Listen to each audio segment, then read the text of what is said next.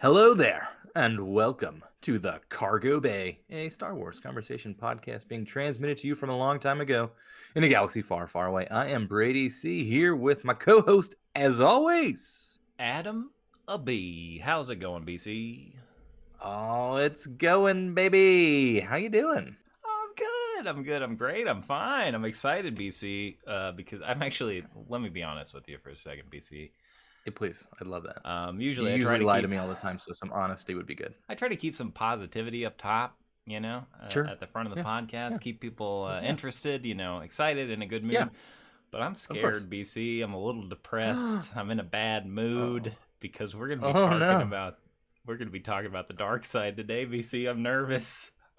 I'm It's scared. okay. It's okay. We've got an excellent guide to walk us on the wild side because we're a couple of light side boys. So we have brought in resident Sith expert Levi Horn for our all things Sith talk. Welcome to the Cargo Bay, Levi. How you doing? Hey, thanks, guys. Thanks for having me. I'm doing well, doing great. Excited to be here as always. I think this is my second time on the show, so thanks for having me again, guys. You are now a Yeah, returning guest. that's Mm-hmm. right. I was trying to think because we lost you halfway through the record. I don't even remember what we were talking about the last time you were on. We did an overview of the Kenobi series. Oh, okay. All right. Mm-hmm. Yeah, with Jordacious. That Mm-hmm. seems like a That was long time ago. We get that so was much Yeah. Star a long Wars time ago. these days. We've been Yeah. Star Wars in it. Yeah, we Which so since Kenobi has ended, Levi, any notable Star Wars highlights for you since that time? Since you last recorded with us? Oh, Andor. I mean, Yeah. Andor was phenomenal. That was a really good one. I didn't expect it to be as well written as it was. It was extremely well written and very impressive. And I usually, I love Star Wars because of space magic and lightsabers. So I came in not knowing if I was going to like it or not. And man, it blew me away, honestly. Really did. We were Bad Batch, on the other hand.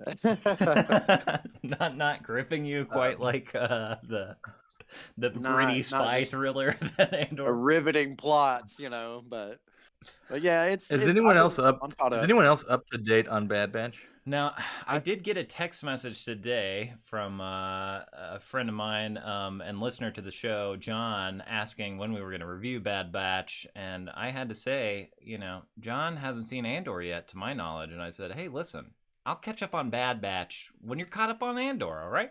Yeah, I think that's fair. Great I didn't answer. say that. That's I think definitely I fair. said, thanks for texting me, John. Thanks for listening to the podcast. I think Yeah, it's- yeah. Appreciate you listening. You should really watch Andor though. But we did I mean, discuss. Or sorry, BC. I just want to say we did talk about I hope Levi likes the show because there's not space magic in it. Mhm. And Yeah, we know you're a fan of true. space magic. But Oh, I gosh. remember having that conversation with BC of I hope Levi loves this thing because it's good Star I Wars. I freaking did, man. That was I'm some glad to good hear Star it. Wars. I'm Yeah, glad to hear it. that was some it's good Star Wars. it's Loved it. it's like at the top of the power rankings right now, but coming hot on its heel. By the time this episode comes out, the world will have seen season 3, episode 1 of The Mandalorian. Wow. Yeah. So without having seen it, I'm just gonna say what a fantastic episode, everybody. Am I right? Right. But more generally, Levi scale. I'm taking everyone's temperature. We've had some guests here recently. Where you at with your level of enthusiasm for Mandalorian season 3? It's I saw nothing really special in the trailer that stood out as like, holy, I can't wait for this. But I love seeing that Naboo starfighter every time. I love Pedro Pascal. Yeah. They're gonna put little Grogu in danger, and my heart rate's gonna go up. So, um, Sure, yeah. don't hurt the baby, please. But Wait. but We're about to talk about the dark side. And you're telling because mhm. I'm a light side boy, but I want Grogu dead. I want him to die. Oh I'm over man, Grogu. I'm well over Grogu. I think he just reminds me of my dog so much that it's That's kind fair. of just become a thing, you know? Yeah, you Yeah. know, I haven't had a season of Mandalorian, I guess, since I adopted a dog. Oh That boy, it it'll might change mess the with way you me. watch it. Oh wait, that Being a does pet Just think of happen. that little green It, creature as your I dog. know. I can't and remember it's what all I was different. watching recently where it was like some little creature was in danger and I just turned it off and went to bed so I could cuddle Yeah. the dog. I was like, no, no. That's like a level of of horror I don't enjoy is the like animal danger Yeah, stuff, yeah, or yeah, it's or too I much. just No, don't. That's nah, can't do it. I You can not cool hurt with that. anyone. I don't care if it's a person, but if you go towards a dog, oh man, that's too much. You're crossing the line. That's the Prey came out last year, I guess. And that was Yeah. watching that movie. There was a dog in that movie, and that was keeping me real on edge the whole movie. I was like, Yeah. don't hurt the good boy, please. Oh, please don't. Yeah. I was thinking the same thing. Well, what about you, BC? We've talked about it before, but have you changed your mind any? Are you more excited for Mando season 3? Eh, Yeah. you know, I'm looking forward to having it out. Bad Batch. I'm watching it, but I'm just kind of like whatever. Oh, you're caught Like up on it's Bad fine. Batch. Yeah, I mean, I Okay. watch it either day of or the day after. I'll usually, spend my 30 minutes and get my Star Wars reps in, And there's some good episodes so far, but it's middling in quality. It's fine. So I'm hoping that Mandalorian can help fill that gap. Expectations are sky high after Andor, so I don't think anything's going to exceed that No. coming up, but we'll see what it does. I mean, it's the flagship Star Wars right now, I feel like, is Mandalorian. So if there's going to be big lore stuff happening, it feels like it's going to happen in Mandalorian. Yeah, that's true. I didn't even consider like we might get Ahsoka appearances again. We might get tie-in to other stuff happening. I guess Ahsoka, Thrawn, Luke Skywalker could fucking come Yeah. back. Yeah. At this point, they could do anything. There's a really cool billboard a block from my house right now of Mando with like Grogu in a pouch, like dual gunning, like falling backwards. It's pretty sick. But, Solid. But I'm excited, I guess, but I'd rather get more episodes of The Last of Us right now than Mando, which is wild because I don't watch anything but Star Wars. Killing it. Last of Us is phenomenal. The Pedro Pascal effect is real. Yeah. I mean, I was telling my fiance, like, I can't think of another TV star that is bigger in pop culture or since like the 50s or something. Like Pedro Pascal, I'm not a big movie guy, but he is in currently what will be like the two most popular shows on television. I feel like it is crazy they're going to be running concurrently. That he's going to because we've still got a few more weeks of Last of Us too. So I mean, like, Mandalorian's going to be in the thick of it as Last of Us is ending. He is going to be at like the peak of, I guess we can call it television, but it's streaming power, Yeah. Oh, so, yeah. Yeah, it's like calling a podcast radio, I guess. And then Narcos was super popular, and so I always forget he's in that too. Yeah. Yeah. Yeah, I didn't even know who he was. I never saw Game of Thrones. I never recognized him in Game of Thrones and what I've seen of it. So I watched Narcos back in the day, and it took me forever to realize it was the same person. I was like, oh, that's that handsome man from Narcos. Okay. Yeah, I was like, it's that handsome guy from Game of Thrones. Yep. Who got his face crushed in. Yeah, that was terrible. Savage. Terrible. Savage death. Savage Game of Thrones death. Well, horrible, hard one.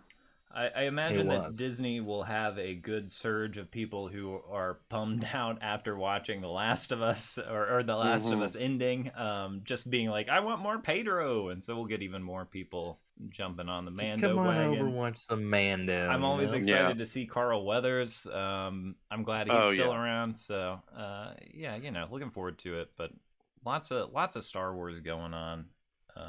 And would you say you're a happy Star Wars fan in general, Levi? Are like, because I feel like, for a while everyone was just angry Yeah. You know, like, have you been I soothed? I wasn't really angry with the sequels. They weren't. They weren't. And this is the problem with being a Star Wars fan. They weren't the way I would have wanted them to be. Right. But I didn't destroy them. Like I have all kinds of Kylo Ren stuff all over my house. Like, but once I just feel like, and Mark Hamill has said this too. I just feel like it's oversaturated right Mhm. now. Yeah. I don't need another season of Bad Batch. I mean, I like Ahsoka as a character, but this like hyper focus on Ahsoka being and everything is kind of bothering me. Oh, But oh, oh, God. I Ah, know, oh, Brady is feeling the pull of the I know, dark side I right know. yeah. I'm Jeez, very, I'm, I'm feeling the anger flow from you right I'm, now. now. I'm very much looking forward to Acolyte and what that could be since I'm a Sith boy. Yeah. Yeah. Um, but dude, let's just face it. You know, I'm full of Sith. You don't Sith where you eat. You know, I'm a Sith head, dude. It's just the way it is. Well, But let's get into some Sith business then, shall we? well, I I yeah. I love it. I mean, I'm terrified, but I'm glad we're doing it together. I just want to start with this. As a light side boy, why the Sith, Levi? Well, the Sith have this like mantra, and I'm foolish for not writing it down because I don't have it on the top of my head. But it's basically they're not afraid to feel emotion, and to me, that's very romantic and exciting for a person who tends to wear their emotions on their shoulders. Uh, I really draw to that. I also am. Darth Vader. I mean, man, when I was like 6 years old, was basically my Batman. It was Nice. like this is the coolest looking character I've ever seen, and I don't know if I'll ever see anything cooler. Still haven't, in my Yeah, opinion. yeah. But um, to learn, the more I learned the more I got into my fandom, I couldn't help but like I was so into Darth Maul when I was 12 years old and Phantom Menace came out. Um, I was so into Vader as a complicated character, like one of my favorite characters in cinema because he's so layered. There's Hmm. so he's been mind screwed his whole entire life and manipulated, and Vader is a tragic figure, and I've always been drawn to those. I like the monsters, and the Let's Sith are monsters, bro.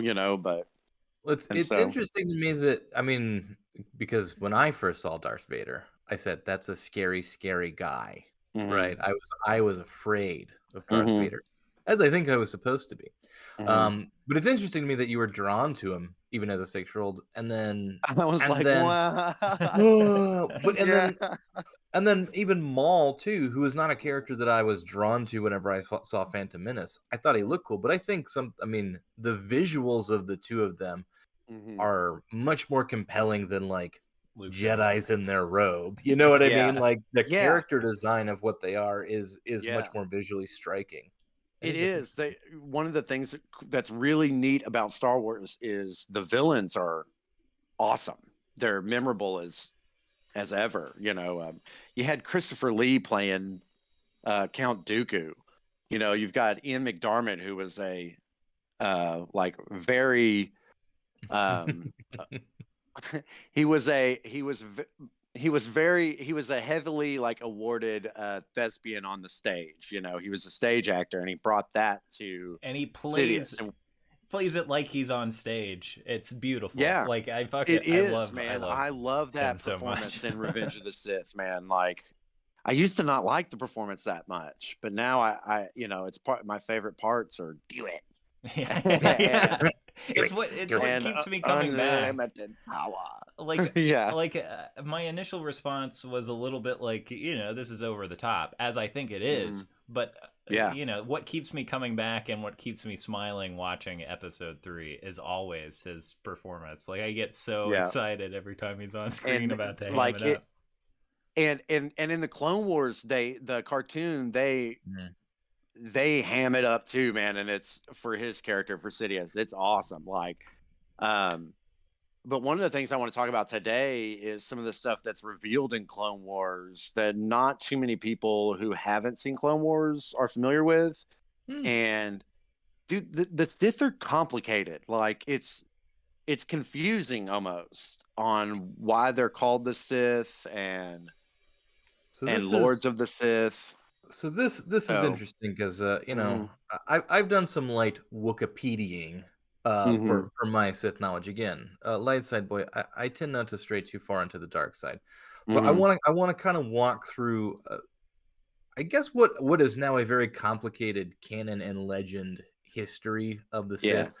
So I want to start by going over what is now, as a light side boy, Disney hmm approved Sith canon. Okay, uh-huh, so I'm just gonna give kind of the this is a brief, general, very vague timeline. Levi, I want you to feel free to jump in and fill in some gaps. yeah, But of course, it seems to start now with Darth Bane being like a major like tentpole of this is canon because yeah, he appears in Clone Wars. Like that's right. we hmm get Darth Bane in there. He is the rule of two. Like hmm this is his like legacy that's passed down. Yeah, We know that again. This is from Wikipedia. Darth hmm Xana, don't know yeah, who that is. yeah, Was his apprentice, and that's then right. basically we go thousands and thousands of years in like hmm a world of darkness of erased Star Wars canon until we hmm get to like Plagueis, Yep. essentially. And So honestly, Plagueis, the Plagueis novel is not canon. Okay. right, And I want to talk about that too, because what the Plagueis novel does, and I don't, have y'all read it? I have, or I've Or listened to it, yeah, but it's been a yeah, while. it's amazing. It fills in gaps for Phantom Menace and Clone Wars that should have been in the films, as far as I'm concerned. But it also fills in gaps on what the Sith are capable of right when the prequels start. And I've always found that very interesting. Um, but we'll get to that. Right now, I'd like to talk about Bane, because all we know is of Bane's existence in canon and Disney canon. All we know is of Bane's existence, and he is the inventor of the rule of two. We don't know exactly how that came about, where Bane comes from, what he's capable of, and what happened thousands of years before Bane. Did Which, they? if you played, they went to that in Legends, and if you played KOTOR, Knights of the Old Republic, you'll probably know what I'm talking about. But Yeah, yeah, that's what I was talking to Brady before this. Of like, KOTOR will always be canon to me, as well I as love it. I agree. The first Darth Bane novel. I love the hmm second one. I don't remember nearly as well, but the first Yeah. Darth Bane novel, I've read and listened to several times. Oh, I love it. I've listened to it once, and I loved I it. think it's one of the Um, best written Star Wars novels, for it sure. is. Yeah. There's some good Star Wars novels, y'all. Like, I know y'all probably talked about it, but like I want to talk. I mean, one that sticks out to me is one that's called Lords of the Sith. It is Disney Ooh, canon, I haven't even mm, and heard okay. of that. it's about Vader and Palpatine's relationship, and Yeah, they something that crash needs a land. little diving into as far as my Dude, knowledge. Like, I don't really Yeah. understand how that bro, relationship plays out. this book and the Vader comics give you such a like juicy taste of their relationship. Like they are an interesting dynamic, man, because Palp loves to bring up Padme and loves to bring up Obi-Wan, and um Palpatine hid the fact that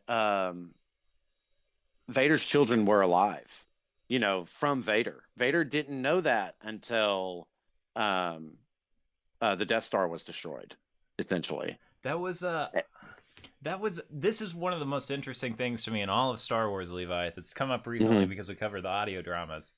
When mhm, Obi-Wan was coming out, my theory was Vader, Anakin, is going to shine mhm, through and help save Leia. Like, he's going to realize that Leia is his daughter, and like, mhm.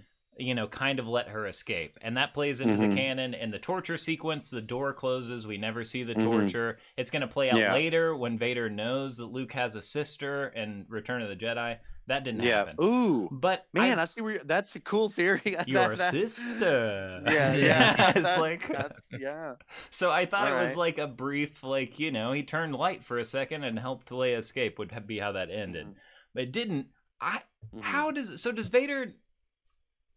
Do you have any opinion on, like, Vader torturing his own daughter and not knowing that it's his daughter at that point? Like, is it part of Palpatine's obscurification of things? Like, I guess it makes more sense if Palpatine knows and he doesn't.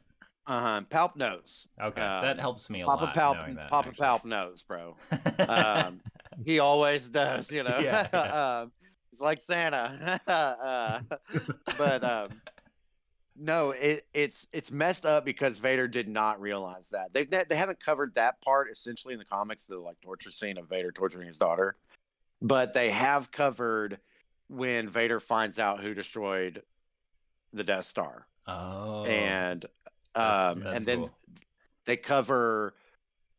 We'll get into this, man, because I've got a list here that I want to cover. I kind of want to cover time wise, and so Vader's like the last thing I want to talk about because it's closer to the Battle of Yavin or where we are now in Star Wars. But leading but up yeah, go ahead. Sorry, just to cover or to get us like on kind of like a starting point. The old canon is that the Sith were a race of beings, that don't exist anymore. There were Sith schools, it was basically the Sith were like dark, basically like Jedi, except the other end of the spectrum, until Darth Bane arrives. And basically, as far as I understand it, what Darth Bane realizes is, hey, the dark side of the Force is going to have its way in the universe, right? And if you have like 30 Sith or 10,000 Sith, that power is split between all of the Sith, right? So there shouldn't be all of these. It's way more, the way you can have the most power is by being like the one icon of the Sith, basically. And it's just you and your most apprentice. Powerful. Yeah, the most powerful. And at that point, it was Bane. And Bane literally killed all these fools. Yeah. Like, just like he just ended it, But thousands, and this is all legends, but it's in Disney Star Wars Galaxy of Heroes game, is what was thousands of years before Bane, which was Revan, Darth Revan. You have the Sith Triumvirate, which is Darth Traya, Darth Sion, and Darth Nihilus. But even before that, the Sith species was just an alien species which homeworld was on Korriban, and exiled Jedi, which were not even known as, they were just dark Jedi. They were exiled from the Jedi Order, discovered Korriban, discovered that the Sith species have a natural connection to the dark side, and they started to mingle, and these dark Jedi became Lords of the Sith, and that's what the Sith called them, our lords. Okay. So that's where the Lords of the Sith name actually comes from. Nice. I was going to ask you about that too, Levi. As a child, I had this whole, like, there are dark Jedi and there's Sith, and Darth Vader is a dark Jedi because he's a fallen Jedi and he hasn't really trained in the ways of the Sith, and then like trying to parse that out of like dark Jedi versus Sith, but that makes sense to me. The becoming a Lord of the Sith.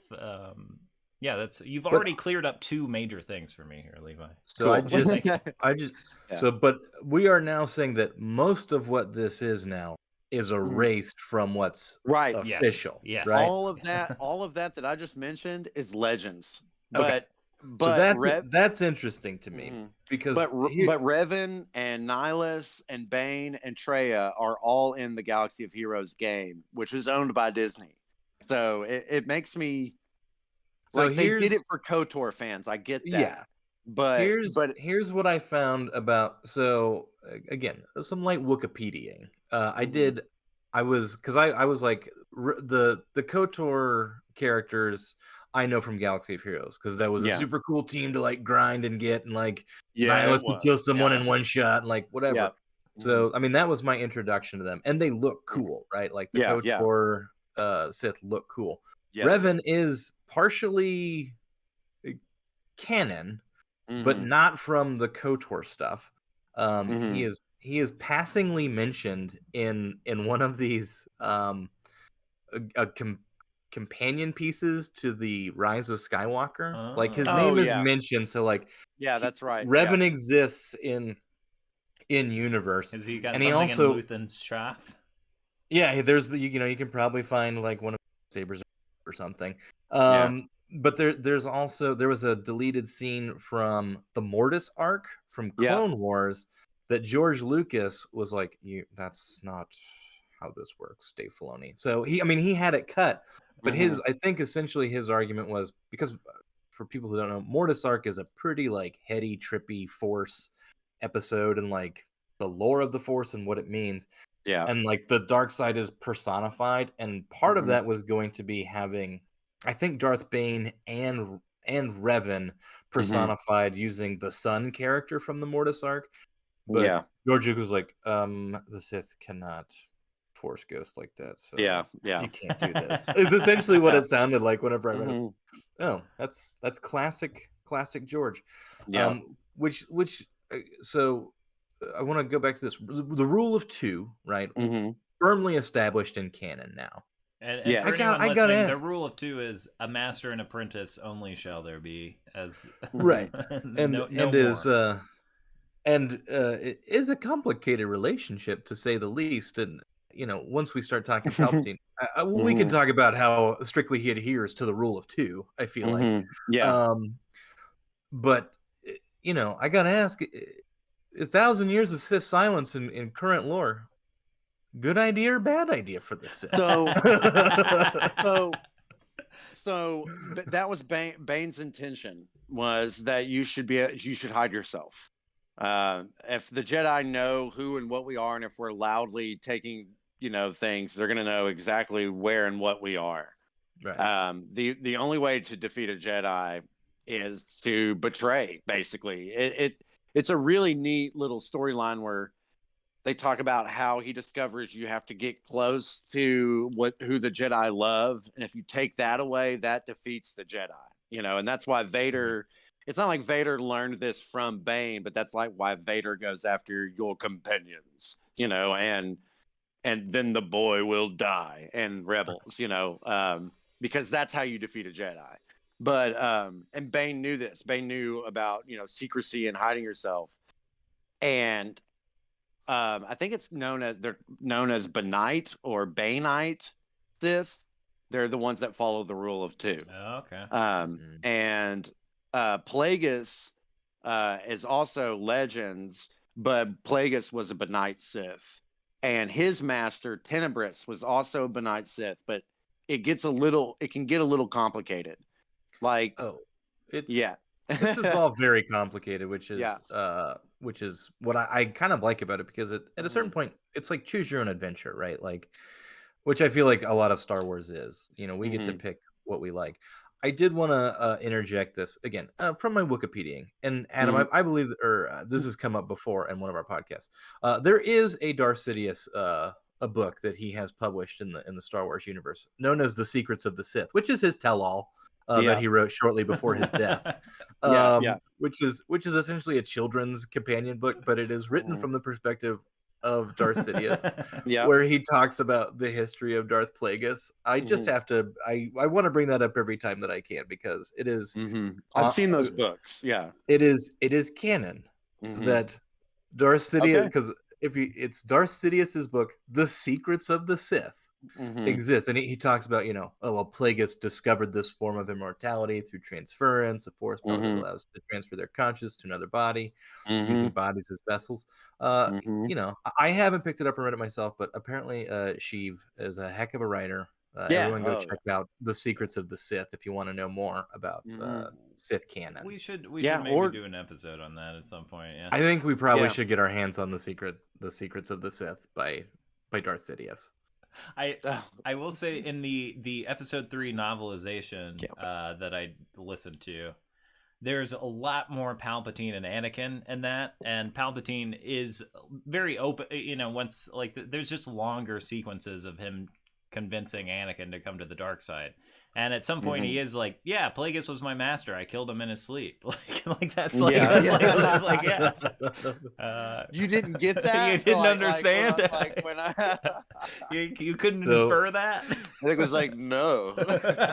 So I will say this much about this. I definitely understand the rule of two, being that at a certain point, the non-Sith Lord is gonna usurp their Sith Lord, or fail. obviously, or not. That's right, right, or fail in doing so, and prove that they are not a true Sith Lord. Do we know? Because we go from 1,000 Years of Silence, and then like Plagueis pops up. Is there anyone before Plagueis? Like, is there Plagueis's master that's noted? Is there a canon version of that, or is it just legend? As far as I know, from the Plagueis novel, which is Legends. Okay, so it'd be legend. It's Darth Tenebris. Okay. And he is, I think, he is the race that plays the flute in the cantina. They have these little like up their nose. He was a Benite. He was a Benite Sith. Once he found out that that Plagueis was trying to do these manipulation of midichlorians to create life, crazy stuff, he sent an agent of the Sith, which we'll get into that, named Venemus. And Plagueis kills Venemus and Tenebris. And so I like that Plagueis is just kind of like a scientist, Yeah. He's just in the lab messing about with stuff. Right. He does have a lab, yeah. Right. He was injured. He was injured in that battle, and once he did that, he like became this like, I'm a freak, I got to go find this dark castle and experiment with bodies and tentacles and lots of glass tubes. Yeah. And so that's where Papa Palp gets all that, that drive to Sith dark magic. Yeah, Sith dark science. Yeah. Dark science beyond our understanding. Yeah. So that's all Plagueis legacy stuff. Yeah. He meets Palp on Naboo because Plagueis isn't known as Darth Plagueis. He's got another alias, and he's like a businessman who's in with the banking guilds. And this is where like he's a Mun or a Moon who are big bankers. Right. This is where the Trade Federation starts to come in. And so the Plagueis novel really does explain how like this Trade Federation was able to just blockade this planet out of nowhere and take over. And that's because Plagueis and Sidious has been planning this the whole time,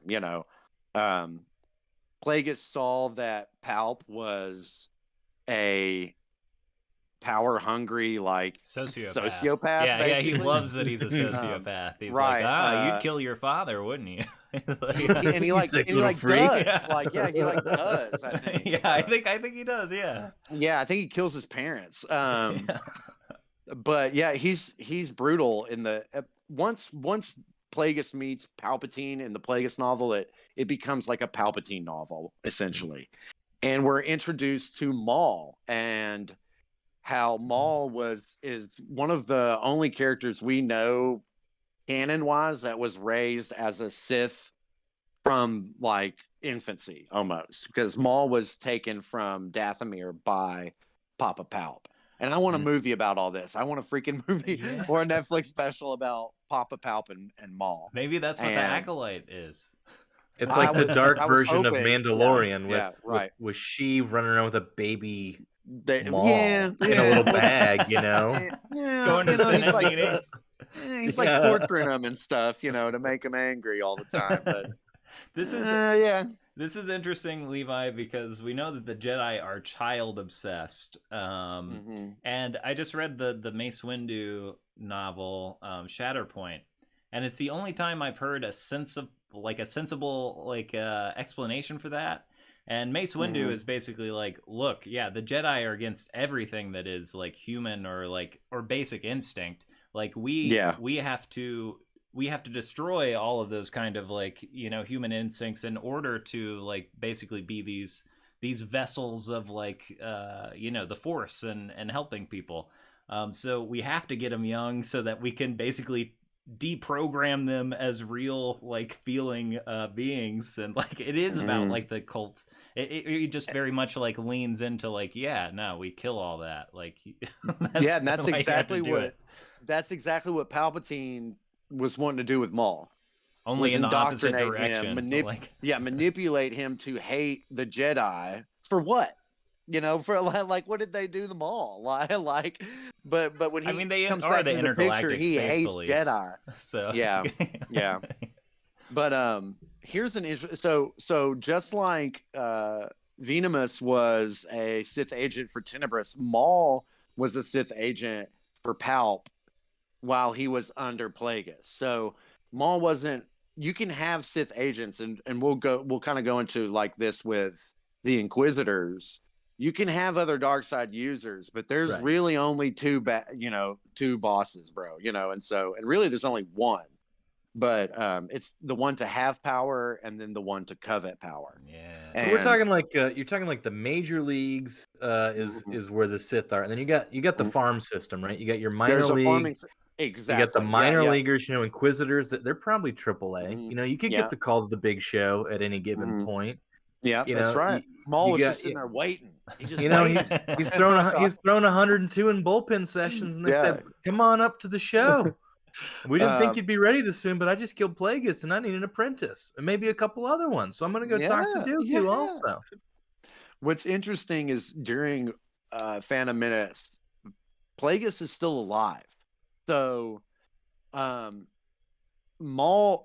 What's interesting too is Sidious kills Plagueis the moment Maul dies, and so as soon as Palp like kills Plagueis, he feels Maul die at the same time, and it like totally changes the whole plan. And it's a really interesting moment. I know it's really cool that they were even allowed to do that in a book after the films were released, but I thought that was really interesting. That's something you don't know is Darth Sidious is not the Sith master when we see him in the Phantom Menace. He's still the apprentice when he's talking to the Trade Federation, and Maul is just a Sith agent at that point. So. But at a certain point, really cool. The balance of the rule too. He's got to know he's about to be the guy. Right. He's like, I am about to fucking waste Plagueis so hard. He doesn't see it coming. I am ready to be the Sith. That is a lot of the book, though. Is like, oh boy, I hope there's a window, where I can kill my master at some point. Because there is also the fear of, you lose. And then Maul's basically going to batting practice when he's going up against Qui-Gon and Obi-Wan. Question here. Yeah, so and there may not be an answer to this. So is Plagueis also because this rule of two, I feel like people are playing fast and loose with this rule of two. Oh yeah. Does Plagueis have does he have his own sort of like protection against Palpatine? Is there like, hey, I've also got other Sith agents out there that I could use with my rule of two, right, yeah, which is really like a rule of like 4 or 5, Well, the whole point of the rule of two is at any moment these Sith agents could attack. Come at me, bro. Like seriously. But they know they will lose, and they will. Right. Like that's the whole thing. That's how you hold the highest power and respect as the Sith is. You're the top two, and no one messes with you, because if they do, they'll lose, and that comes into play in the Vader comics with the Inquisitors. Right, you'll lose, or they will get killed, and thus, sort of weeds them out of the system. Thus strengthening the Order of the Sith. Yeah. Firmly not canon anymore, but The Force Unleashed was canon at some point. This video game series where you play as Darth Vader's apprentice. Voiced by the same guy who voices Maul in the Clone Wars. Sam Witwer. Yeah. But that's an interesting thing where Vader has a secret apprentice, to help overthrow Palpatine. At least in that point in the canon, that was a common theme of like, I'm gonna secretly train someone to help me kill my master. Right. Subverting the rule of two. But I believe, and I could be wrong, and spoilers, potential spoilers if I remember correctly, I believe in that game, you decide to kill Vader at some point, and Vader's like, "Ha, you stupid idiot! You weren't my only apprentice. You're not even the best apprentice I have. Good luck." And he also has clones of that guy. A Star Killer. Oh, I didn't even remember that. Spoiler. Yeah. Well, and that's in the second one though. That was in the second one. Okay. Because Dooku's got Savage Opress as his when he's after he's moved into the official apprenticeship role. And Asajj Ventress. Yeah. And Asajj, yeah. I mean, those are two pretty big ones, because I think, I don't know, Asajj is always kind of like, man, fuck you, and he's always kind of like, yeah, maybe I can use you, and then he's like, you know what, I'm gonna go get me someone another from mall boy. yeah, I'm gonna get a mall boy, and his name is Savage Opress, and that's a good Sith warrior race of super soldiers. We should talk about the Clone Wars. We should talk about that. Yeah, because for me it's a mixed bag. I really like the Maul stuff in Clone Wars. Savage Opress, I do too. Silly name. I like that he's yellow. But I mean, the crown jewel of Clone Wars to me, my favorite thing in Clone Wars, and big spoiler alert for Clone Wars, absolutely number one thing that happens in Clone Wars is Palpatine just showing up and whipping ass like it's nothing. Just like when he wastes them, like, no issues at all. Yeah. Because you're rooting for Maul at that point. You're kind of like, get your revenge on Palp, dude. Like, be the Sith master, and your brother be your apprentice. Like, but dude, Papa Palp just shows up with two of his lightsabers and does the damn thing like it's nothing, dude. Like, so good. And then by the end of it, Maul is sitting there cowering in fear, like, please don't kill me. I'll do whatever you want. Like, dude, that happens like again or multiple times in the Dark Horse Maul comics. Does that end with Palpatine installing Maul as the ruler of Mandalore? Is that how that he's like, I'll leave you alive, but you'll be in charge of, do what I want? No, that's not what happens. No, he wins Mandalore. Maul does, then that's when Palp's like, I gotta put a stop to this kid. Like, like I'm just gonna. So the comic books, the last Dark Horse Star Wars comic that came out was a Darth Maul run. And it was to explain what Palp did after he captures Maul in the Clone Wars show. And he basically tortures the shit out of him, and then and leaves him for dead. Like, wait, this was a multi-issue comic series of Maul being tortured. Well, he puts him up against Dooku, but it's basically a draw, if I remember correctly, and. So he just exiles. He just like leaves him for dead, and then we don't see Maul again until Rebels.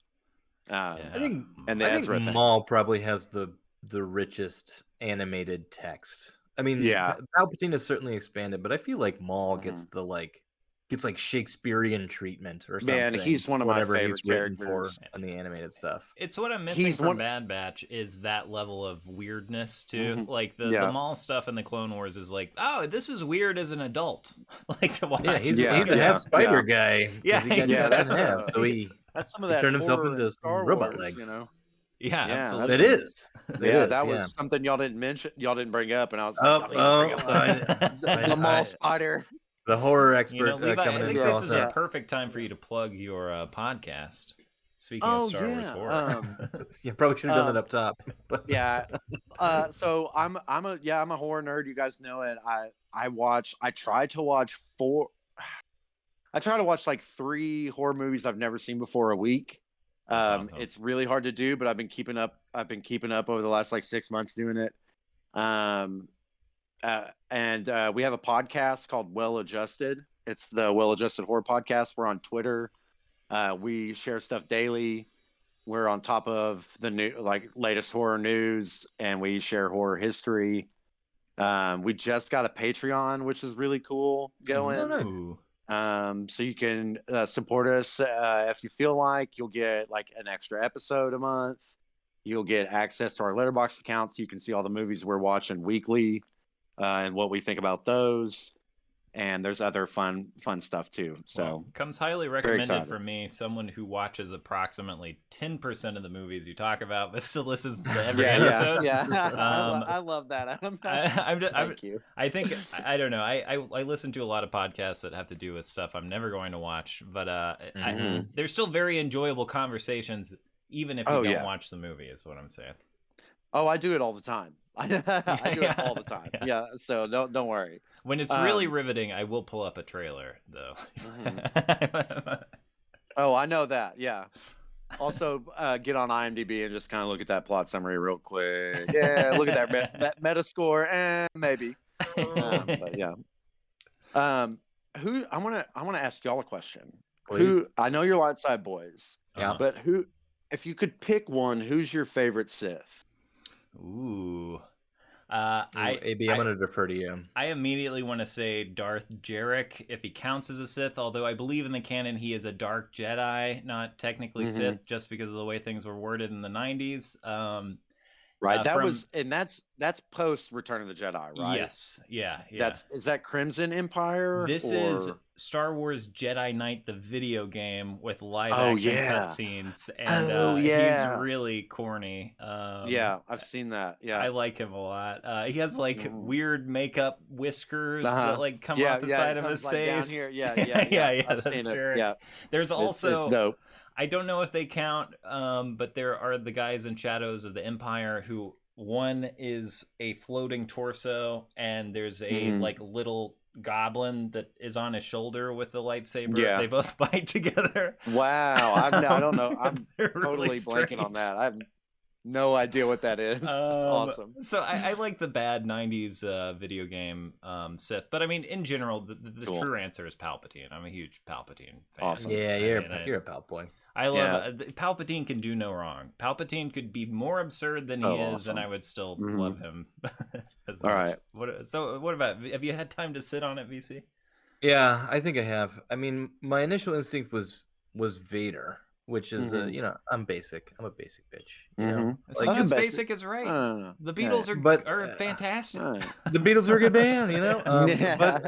But thinking about, I think I for the money and the quantity that you get, I do like Maul and all of the stuff that you get in the animated series. Like I Rebel stuff. I love his Clone Wars stuff. I think they just make him vastly more interesting than just the visual appeal from Phantom Menace. Yeah. So I think I will always go back to Maul arcs for Clone Wars and Rebels. I think those are always really good. Cool. What about you, Levi? Yeah, well, for Legends, it would probably be Bane. It's either Bane or Nihilus. Nihilus can suck all of the Force energy out of an entire planet. He is the Lord of Hunger. He's amazing and extremely metal. But canon-wise, it's got to be Vader. I mean, look at your shirt, for goodness sake. I know he's the most. He's the coolest looking in my opinion. Which I want to, because I'm about to dig deep into some Vader lore here. But yeah, so it's almost Vader time. And he's just a tragic, like, Shakespearean character, man. Like, everything he tried to have power over, he lost control over. Every single thing. And he ends up totally redeeming himself when you think he's way past the point. He ends up being a big old light side wussy at the end, Levi. That's the thing about Vader. I know, bro. Like, sit there. You were about to watch it happen, Vader. Just let him die. No, I love my family. Well, that's not metal, bro. In Empire, I have a twin brother, and my brother and I just watched like the old trilogy on repeat as kids.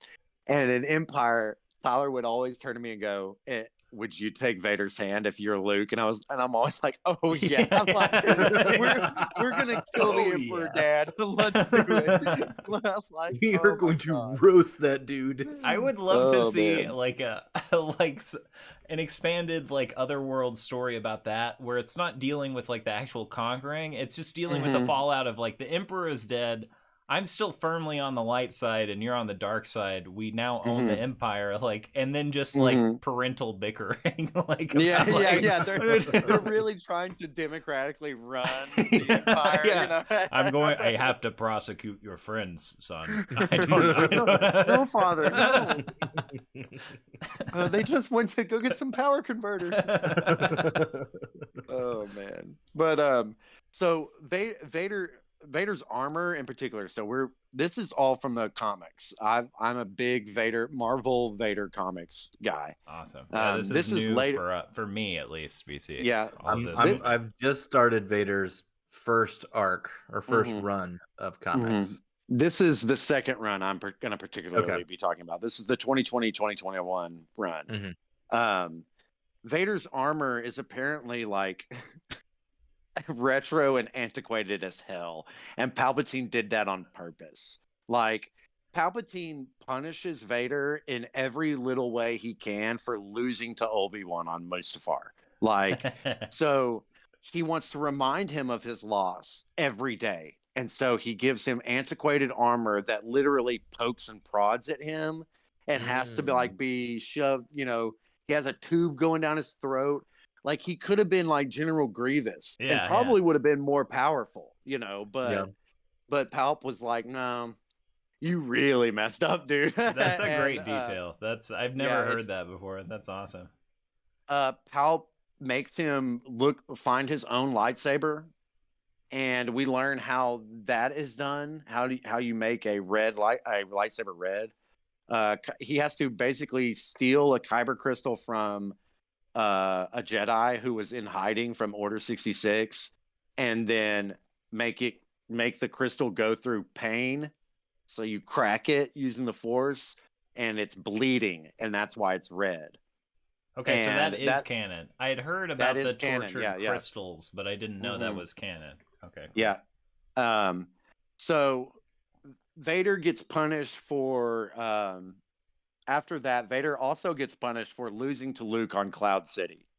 So Palpatine sends Vader back to Mustafar and completely destroys him with Force lightning. Like, he loses a leg and an arm, and he's wheezy breathing. Again? His cape is all gone, right? So Vader being the awesome like survivor that he is, like, finds basically a rusted super battle droid and puts a super battle droid arm and a super battle droid leg on. That's awesome. This is exactly what I want from comic books, by the way. Right, and what then you're describing is what I want. The Emperor sends a Sith assassin to kill him, and Vader just, you know. He's not. So Palpatine says you're not allowed to use the Force, and Vader wants to prove himself to the Emperor, so he doesn't use the Force, but he still obliterates the Sith assassin. But the Sith assassin knows shit that Vader doesn't know. He knows about Exegol, and this is where the Rise of Skywalker stuff comes in. And I was really pleased to see this. I know there shouldn't be comic books and visionary encyclopedias that you have to read to get the movie, but this is where I was very pleased with the comics. Did y'all read the Trevorrow script or look at concept art from the Trevorrow script, Duel of the Fates? No, at all. I didn't. But the quick just pulse check. Where I feel like you and I fell on similar pages with Rise, Levi. Yes. Where it was like, there's some really cool stuff in this dumb movie. Or is that kind of where we were? It's like a fan fiction film that got a $300 billion budget. Exactly. I think I texted you after I saw it. We were both like, yeah, that's exactly what you were like, this feels like a Legends novel that got a huge budget. And I was like, yeah, I loved it. Because I love that cloning shit, and I loved Exegol. And so when Vader gets to Exegol, there's this like Lovecraftian, basically, what's the word for the big giant? What is Galactus in Marvel? Celestial. Titan? He's a celestial. So it's basically Lovecraftian celestial guarding Exegol. Vader does all kinds of work to that thing. And when he gets to Exegol, Palp's waiting for him and wants to show him what's up. And it's like, all right, I've been hiding shit from you. Here's what's up. So he takes him inside exactly where Kylo goes. You see the little statues and the chains, and you see Snoke clones, bro. And what is in the canister that all the Snoke clones are hooked up to? And Palp says, I can make anything from this. It is the hand of Luke Skywalker from Bespin. And so I think I had mentioned on the last time I was on that I had read something that no, that was Anakin's hand from Geonosis. But I like it's Anakin's hand from Bespin, because in the artwork, it's pointed exactly like how it's shot. The last shot of it is on film, like flying through the air. Yeah. The only thing it's missing is the lightsaber, of course. So Snoke is a failed clone of Luke Skywalker, which I thought was really amazing. And okay. I mean, that goes back into 90s like legends too, is like cloning Luke Skywalker. It's been a long time project. Yeah. And Vader has this like vision of now he knows how to destroy the Emperor, and it's with Luke. And but the Emperor's like, so now you see, and you're fully on board. And Vader's like, yeah. And it's basically letting you know as the reader, he's only saying yeah because he knows he has to do everything he has to do from Empire to Return to make to kill the Emperor. So I thought that was really neat. The comics do add these layers in their canon, and so I don't know if there's been too many Vader comics since then. I know there's been like some stuff come up, and I know it has something to do with like Kylo Ren's origin and stuff, but I haven't. That was the last run of Vader comics I read, and I was really pleased with that. So yeah, that sounds rad. But yeah, I watched this video. And I never watch videos like this, and I should, I guess, as someone with the Star Wars podcast. But it was like, who, I can't remember. It was something like, who are the most powerful Jedi and why, or Force users. And they were talking about how Vader can never be as powerful as he once could be because of the living Force, and he's missing a lot of biomass. And by the fact that he doesn't have arms and legs, he has less like the living Force. A lot of midichlorian stored in the calf that he's missing. So I just wanted to. Yeah, okay, good. I just wanted to check on that. Yeah, it bothered me too. I didn't like my it. explanation for that would be his spirit has been broken, and there's no way he can be physically agile. He can't be Anakin. He's half of what he was as Anakin. And the Emperor is pissed at him for that. And so that's why he wants Luke. That's why the Emperor wants Luke at the end of Return of the Jedi too. Is he basically wants to replace this little machine that once was Anakin Skywalker. And dude, he pits him up against everybody. He's like, yeah, here's a Lovecraftian beast. Good luck. Oh, and you can't use the Force. Oh, and here's some Inquisitors that don't even know who you are, and they think they're going to kill you. Oh, and you need to cut off all their limbs to make sure they know you're the boss. It's and hey, remember that time you let your wife die? Sweet dreams. It's like it really is. It's so like the maniacal laughter in me when I read that. It's just I love Palpatine, man. He's the ultimate manipulator, and they keep that in the comics, man. He's just joyfully manipulating people, and the comics are really good. I can't I'm sold on this second encourage you to read them enough. I'll be jumping all over that on my Marvel Unlimited account. Brady, I told you about Vader number 25 in the first run, right? Yes, you did. That is that single-handed, that issue alone, you don't have to read any other issue. If you really want to be like, that is my favorite Star Wars comic issue ever. It is incredible, man. I will definitely have to check that out. Yeah, it is. It goes through Vader's whole like emotional process. Because in terms of the comics, I started reading from Star Wars 1 when they relaunched in 20. We all did. We were all reading them in the same apartment. I think we all went to we the all comic book picked up store number one together. We did. We all got it together. We were switching. Let me get that one. We traded around and around. Is that Dr. Afro? Let me see that. Yeah, I don't know. I'm probably like 20 or something issues into that initial run, and there's a lot of comic book shit in there that you're just like, this belongs in a comic book. Like that's Yeah, yeah. exactly the Oh yeah. medium for this. Oh So yeah. it's a lot of fun to see like, oh yeah, Han Solo got brainwormed in a Crimson Yeah, Tower and yeah, is yeah. like That was some weird shit is happening that to was such everybody. Like, dude, that was a horror run they did for a oh, while it's there. Yeah, it was incredible. there's some wild stuff. Mhm. But definitely worth like checking out just for like the Mhm. hey, you can only do this in the comic Yeah, books. I yeah. did want to. So I think we've run the gamut of essentially the Sith at this Mhm. point from Yeah, Bane to yeah. Vader. Good Um, overview, yeah, of the I canon. Yeah. I have one potential clarifying question. Mhm. Pardon my stupidity. Is there anything more to them than just wanting power? Right? Like Um, all of right, this is like it seems like okay, we want to accumulate power, which right. as an antagonist, I understand Mhm. is a good like let's fight against the foe who's power hungry. But is there a why Mhm. for the Yeah, power accumulation? right. It's basically and Pal mentions this in the comics.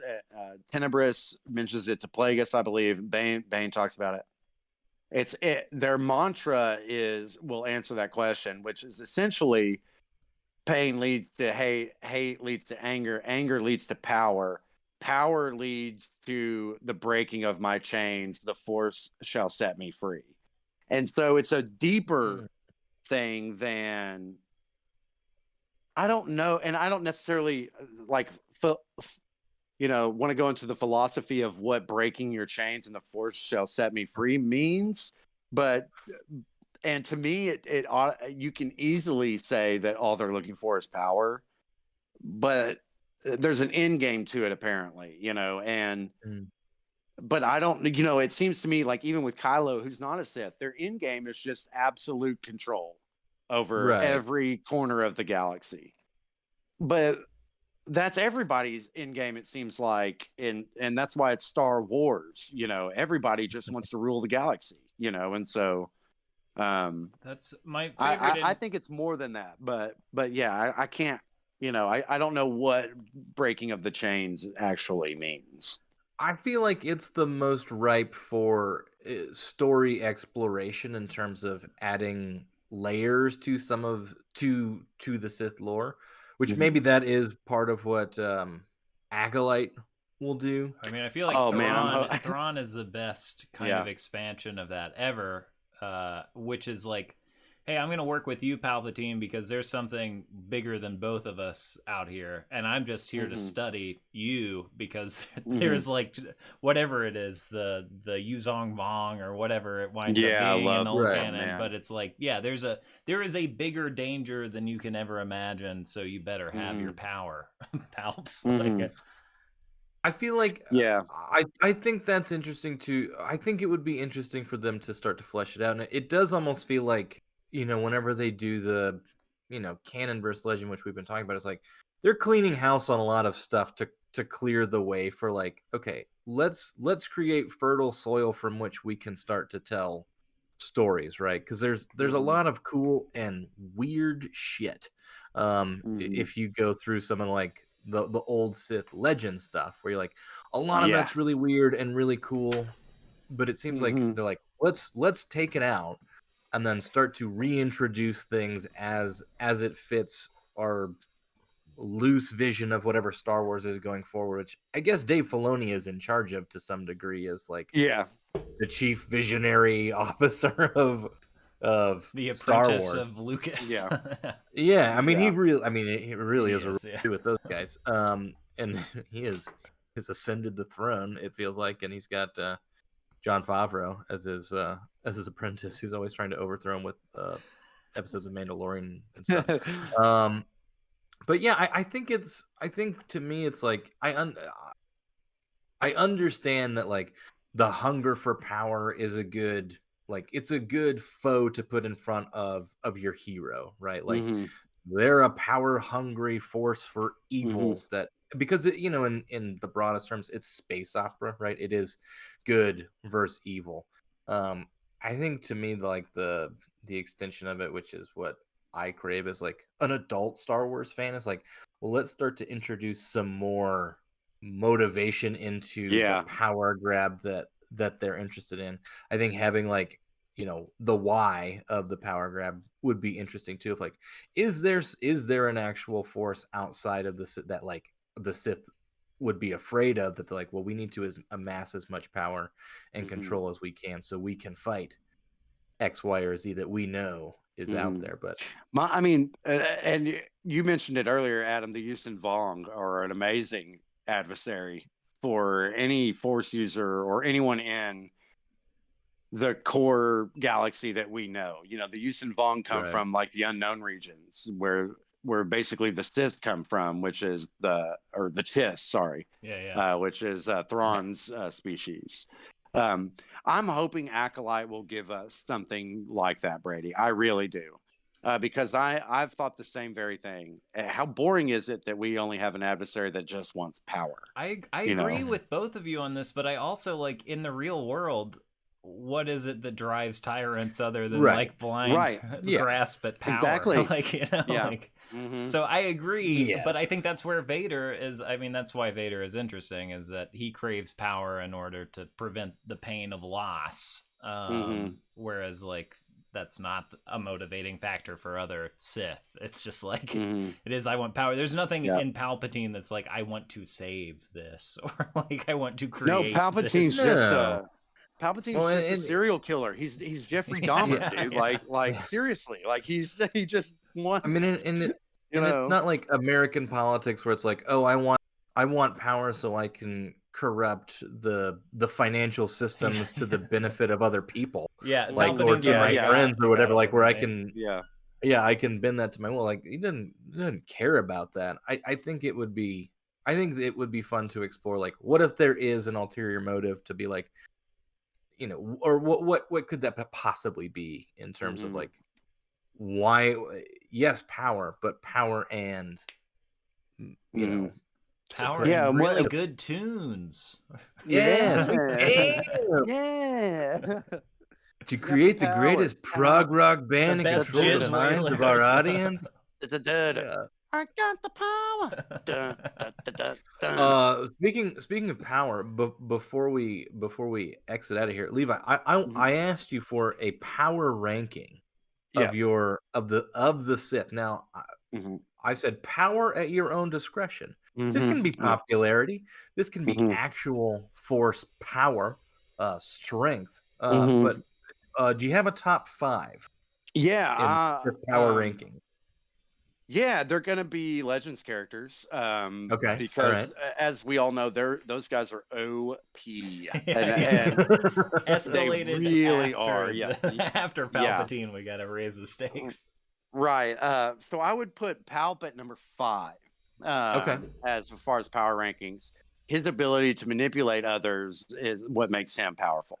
I mean, Which is he did mhm, he corralled the entire political system of the mhm. galaxy. I mean, well done, Spat in Palpatine. Yeah, Yoda's face for 10 years. man. Yeah. Yeah, yeah. I mean, he did he win that duel against Yoda? You know, Yeah, I I think don't so. know. I kind of saw it as a They draw. I I mean, kind of Yoda saw it fought as ran to a away. draw. Yoda ran yeah, away, Yeah. and Palpatine stayed where he was. So yeah. That's true. That's Yoda true. takes the Yoda loss. did run away like a little That real bitch. cute shot of Yoda crawling. So cute. Had to get that Um, foot shot. Fucking Yoda. yeah, fucking Yoda. So Palp 5, 4. It's 4 is gonna be Darth Sion. Darth Sion is the Lord of Pain. Um, Darth Sion's body stays together. Oops, sorry. Darth He's Sion's got like body, the big old popping eyeball right? thing His happening. body stays together solely through the dark side. He's in pieces, and he is constantly in pain, and he feeds off that pain. The more pain he feels, the more powerful he becomes, which is pretty Ah. freaking dope. Yeah. Number 3, Darth Nihilus. I mentioned him earlier. He's the Lord of Hunger. He's also in the Sith Triumvirate with Darth Sion, as well as Darth Treya. But yeah, he can suck the life force out of a planet. Well, Um, isn't I was trying to and wrap it my doesn't head have a around physical some of form. what. Yeah, I was trying to Mhm. wrap my head around that because I mean it's almost like he's constantly having to siphon off Mhm. energy from things to in somehow Yeah, is yeah, the he sense that is. I Yeah. got. Um, yeah, he's always hungry because if he Yeah, doesn't get it, he dies. And so right. he feeds off the life force Yeah. and the force in order to stay So alive. And yeah, he doesn't have a physical form. It's just a cloak with a mask and a lightsaber, which is really dope. And then I would say number two is going to be Darth Revan. Um, Darth Revan basically took over all of Mandalore and turned Jedi to the dark side. Because at one point he was a Jedi, and then he's a fallen Jedi. Becomes Darth Revan with Darth Malak, who was his like buddy on the Jedi Force. They both turned to the dark right. side, and but then is convinced to go back to the light Is side. that the canon But ending? Is that he's convinced to oh, go back to? I don't. It's not canon. Oh, That's okay. Well, all. That's all I KOTOR, I guess I think, mean or in the book. KOTOR 2, is it canon that he Yeah. goes back to the light or not? Oh, I don't know. I think that might be in the Revan book. There is a Okay. Revan book.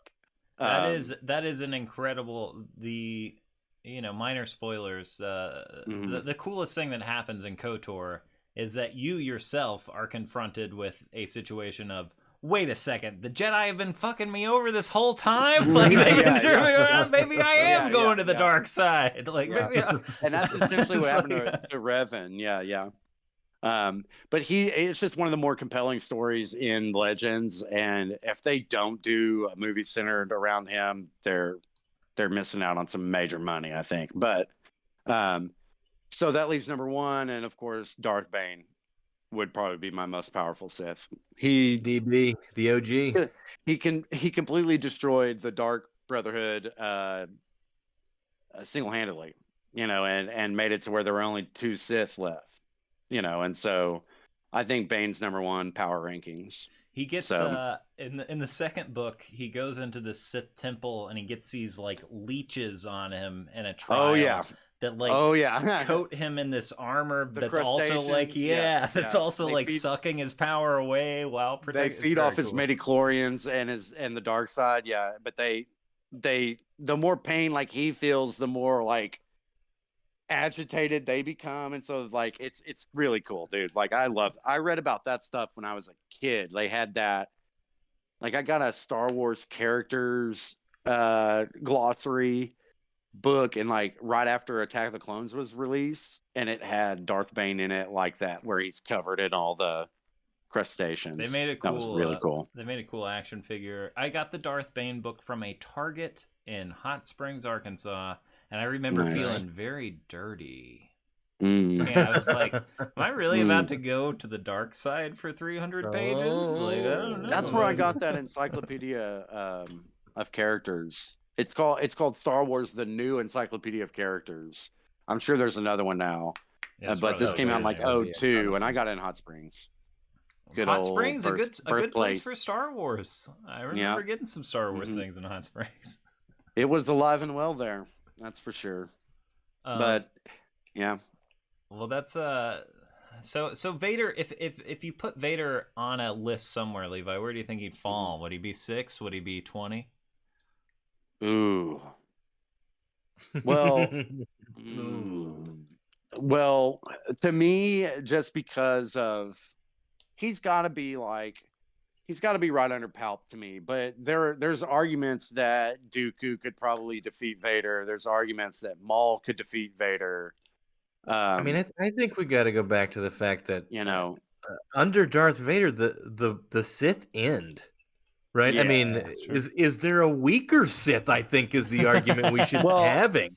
They don't actually. Hot take Brady coming in. Is there a weaker Sith than Darth Vader? This is the title of the episode now. Yeah. It's the YouTube thumbnail. Vader actually did not end the Sith Order because, if you'll remember, in Rise of Skywalker, Emperor wasn't dead, bro. So right, yeah, I forgot about the dark magic. Yeah, man. man. Magic, ancient Sith magic. Somehow, Emperor Palpatine has returned. Somehow the Death Somehow he's Star just is been here the still whole time. mostly He's just missing whole. some fingies. Man, that hurt Oscar Isaac so much to say that line. You can just tell. See it. You can see it, man. Like it really did. JJ, are you really about? Just say the line, Oscar. He got the script pages that day. He's like, "You want me to say what?" Yeah, Like, yeah. well, kind of the entire like fabric of this Listen, movie Oscar, depends on you nailing this. We cut the part about the Fortnite announcement. You don't have to say that anymore. It's not in the movie. Yeah. Oh my god. I still love those movies though, man. I really do. Yeah, I'll never not. I'm a soft fan of the sequels, and I think depending on the day, Rise is my favorite. So. Yeah, I mean, I've thought that way too. I'm looking at the poster in my studio right now, and I'm like, I really like that Kylo design. I got this cool old IMAX. Excuse me. I got this from my. I got this really cool poster from when I went and saw it. Or a little. Dope. Yeah. Here, let me show you mine. I'm gonna brag real quick. Hold on. And BC, while we're at this, and anyone who's listening right now, check out our YouTube where you can see things. Here's Darth we're Jarek showing here. things in the podcast medium. Darth Jarek. Oh, whoa! I haven't even seen that image before. Yeah, that's dope. You actually saw it in an IMAX. Nice. I saw it in the now dead. Yeah, we got that. That Dome. was at our IMAX, and it looks like the Last Jedi like poster. That's why I got it. You know that Last Jedi poster that has the white border too? It's one of my favorite posters ever. No, I don't think you do. It's like a red. It's like a mostly red. Yeah. I'll that send it on poster the Discord. I have it too. Like I don't know if y'all know this about me, but since I was like 12 years old, I've been collecting Star Wars posters the last 24 years. I really like to imagine that you have one of those like Walmart fold the poster over like I should honestly. Yeah, you should buy one. That'd be sick. Because right now they're all just kind of like wrapped in a tube, but at one point I had them all displayed. Like I have every poster for every movie that came out. And then I have personal Darth Maul posters, and I got a lot of episode 1 posters. The era of design that was the prequels, where like you'd have a poster with like a badly embossed like Jedi logo and then like 30 characters or something. I really miss those. I wish I still had mine. I have a couple of those. Those are my favorite. I had a sweet Jedi versus Sith poster growing up. That's very good. I have all the Drew Struzan posters. Which he's the guy that did those their airbrush and like colored pencil essentially. Yeah, did the Indiana Jones posters. Yeah, right? yeah. He's one of my favorite artists. Like, he's got a really incredible story, dude. Like, really incredible. You should look. There's like a documentary about him called Drew. You should look it up. It's awesome. I think I watched some documentary about the man. Anyway, maybe he has two. Yeah, him and his wife wouldn't like eat for days so that their children could eat. Like that's how poor he was as an artist, know. And now he's the like that. Yeah. Well, he did all the Spielberg films. He did the Goonies and he did E.T. and he did. My favorite of his works though are those prequel posters, man. Like they're pretty. That Phantom Menace poster with Darth Maul's eyes in the back it's incredible. What about the Rise of Skywalker poster with Palpatine's big old yellow papers in the back? I know. I knew that was coming. I was like, that's a callback to the Phantom Menace poster. I don't hate that poster though, with his peepers back there. I don't, but kind of ironically, I don't. I think it's ugly, but I love it. Yeah. I'm not a huge fan of the Force Awakens poster, but Drew Struzan did do one of those. I just don't have it, and it's okay, but it's not my favorite. Well, take that, Drew Struzan. That's right. Suck on that. That's Struzan. Right. Well, when are we getting? Sorry, one last question. When are we getting the next theatrical release of Star Wars? I don't think we know. Ooh, yeah, I don't think there's any rumors as far Mm-mm. as release date. I feel like I Yeah. heard some juicy news recently about like movement on a movie, but I can't remember what it was. I remember like when Rise of Skywalker stopped. They had originally said they're taking a couple of years off, and then they're doing Avatar for Christmas, and then Star Wars the next Christmas, and then Avatar the next Christmas, and then Star Wars the Christmas after that, Oh, and so on until they had a trilogy. But I don't think that's happening because I mean, we would know if if the Star Wars was coming Avatar, out this Christmas, because Avatar's coming out again. I mean, Avatar 3 is coming out this next. year. So is it Is it yeah, really? this year? yeah, I mean, it's already Wow. filmed. I mean, they Oh, I filmed them thought at the same time. I thought it was going to Wow. be 2 years from the release of The Way of Water. I Sorry. don't think. I think it's. I don't. I'd have to double check, but I know they filmed them at the same times, like Lord of the Rings style. So Mhm. Yeah, but I is mean, Avatar it's already. is the filming like 10% of Avatar like Yeah, it's production? like Right. we got Sigourney Weaver on set, Yeah. put dots on her face, and then we got to go into the computer lab for the next Right. 8 years Yeah, to finish yeah. this thing. Yeah, but I think it's pretty much done. So I mean, Mhm. I would guess it's going to be end of 2024 would be the Mhm. earliest that we're going to see Star Wars in a movie theater. Yeah, the Don't last worry, I there's heard was 1,000 shows coming out on Disney Plus. the Star Wars X-wing or the Rogue Squadron movie got put on hold. Yeah, I knew kind of that. canceled, Mhm. soft canceled, big cancel. Yeah. I mean, Taika Waititi is. I mean, apparently that's still in the That's writing all I know. process. That's Yeah, all so I that's know. happening. Yeah. I know that. Who's the guy who did Damon Lindelof from Lost? Apparently, Mhm. there's a big thing that came out in like Hollywood Reporter or Vanity Fair or something that I don't sources. That was like Damon Lindelof put together a room that was breaking story for a new Star Wars movie, but there's nothing much more official about like this is what it is and this is what it's about. So We should get to writing the next one. we Let's really get should on it. just get to writing it. I And, got you know, ideas. Daisy Yeah, I Ridley mean, doing interviews saying she wants to be in Star Wars again. I got ideas, man. all right, here you open on the sands of Tatooine. Hey, holds out her hand, summons the lightsabers that she buried at the end of She Rise says, of "Actually, my Skywalker." name is Palpatine." Well, Yeah. this is stupid. This is nowhere to pitch this stupid idea, but my idea is that it's like hundreds or thousands of years after Rey buried those lightsabers, and lightsabers have been outlawed. Like you can't have a lightsaber anymore, and you can't use the Force either. And then these two kids who are Force sensitive dig up those two lightsabers, and that's how. That's how That's you the start trailer, essentially. Yeah, yeah. Star Wars Episode 1, Episode relaunching the series. relaunch, yeah.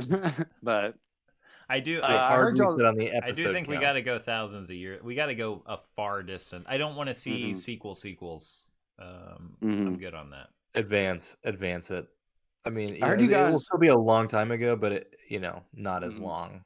I heard y'all we'll talk on close an episode everything. about a Revenant style Star Wars movie, and I've thought about that as well, where someone crash lands, like a Jedi crash lands, and is being hunted by a Sith and has to survive on a frozen planet until that the was confrontation. that was our horror. Yeah, I like that idea. That's and that concept is vaguely played with, or not. It's played with in Fallen Order. You come across a trash Jedi starfighter in Dathomir, and then also in Shatterpoint, the Mace Windu novel, there's an ancient Jedi starfighter that crashed in the woods, and it was before there were energy shields, so it's made of this special metal that has super, like, it's basically, it can block lightsabers. It's cool, man. Sweet. Anyway, ancient technologies. I think this is probably the deepest into Star Wars territory we've ever gone on the podcast. Am I wrong, BC? I don't think you are wrong. I think you are correct. So that's what happens when you bring on the dark side professor. Thank you for taking us there. Yeah. You bring me on, bro. We're gonna get deep. That's right. I love this shit, and y'all know I do. So I love I'm it too. very happy to be here. Had a wonderful time, and he cleared Thanks, up some guys. things for me. BC, is there any other business we should get to before we cruise on out of here? I got nothing. Stay tuned. Good. We'll be recording another exciting episode with a fantastic guest coming out shortly. We'll get Levi coming back for another episode here in the future. Adam, you were saying earlier, off mic, the relaunch of season 2 of the Cargo Bay. We are. It is. Twitter good is a stuff. buzz, bro. Oh I'm telling man, you right now. that one guy who listens to every Star Wars podcast. We Yeah. appreciate you. Shout out to Rural Farm Boy, for Yes. real though. The legend. Yes, the The legend. legend. Much appreciated. Check him out. Our biggest supporter, the biggest supporter of several other, I'm sure many other Star Wars Yeah, podcasts. absolutely. Big shout out. But also BC, season 2, we're just getting warmed up for season 3, baby. Ooh, just getting started. But Levi, right. we'll probably have you back before the season is out, or at least I hope you'll indulge us by coming back. Oh on. yeah. Anytime. Yeah. One more plug for your podcast. Yeah. That's a Well-Adjusted Podcast. You can find us on Spotify and any other place you listen to podcasts. We're also on Twitter at Well Horror. Get your daily horror knowledge from us there. Yeah, and hit up that Patreon. Get that extra episode. Yeah. Get an extra Yeah. episode. Get some artwork. Look at what we think about movies we just religiously watch because we have nothing else to do or want to do even. So, yeah. Nice. All right. Well, Thanks again. That about does it, y'all. Yeah. Cheers, and I guess until next time, bye forever. Go snook yourselves.